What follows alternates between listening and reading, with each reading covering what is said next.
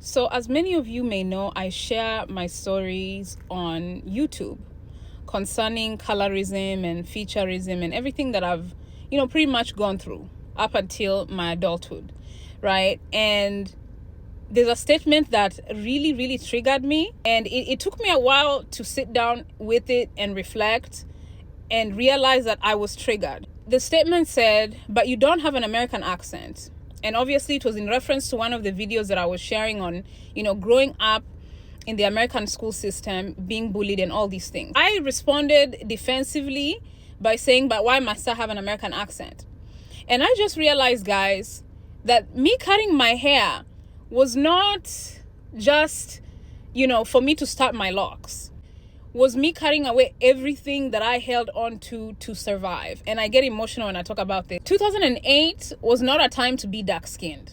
It was not a time to have humongous lips and all the kids in school were looking at you like, it was just not the time to be dark-skinned, an immigrant. On top of that, you have big features on your face that you cannot control. And so the one way for me to cut myself some slack was to survive by masking my accent. Whew. Any African out there who went to school around that time knows exactly what I'm talking about. Shrinking myself and changing my accent was one of the ways I would cut myself some slack. I was already getting picked on for having humongous lips, having dark skin. I was not about to be picked on top of that for my accent. I was already being called dirty African booty scratcher, the whole 9 yards, right?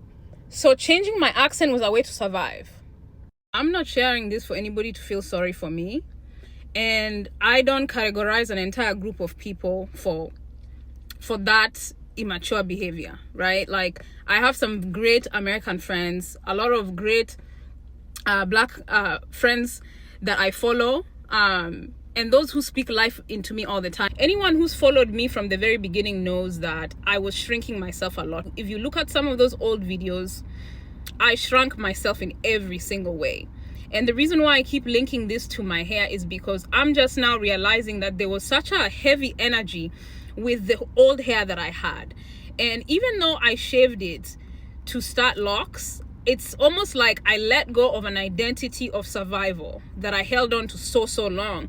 And so when you look at my videos before I cut my hair, you can see the ways that I shrunk myself. And one of those ways was to hide my accent. Ever since I shaved my hair and let go all of that, I show up as myself fully, and it's received well. It's still received well. I love unity. I love standing with my black people from all over the world.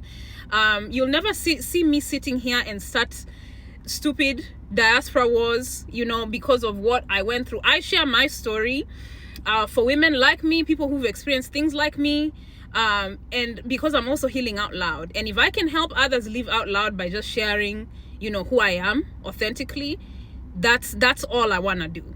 I know a lot of people who knew me before are kind of shocked, and they're like, wait a minute, like, she's speaking differently. Like, yes, Juju is more free now. And, even though I'm still healing, even though there's still things that trigger me, I'm so happy where I'm at. I love you guys. And yeah, thanks for coming to my TED Talk.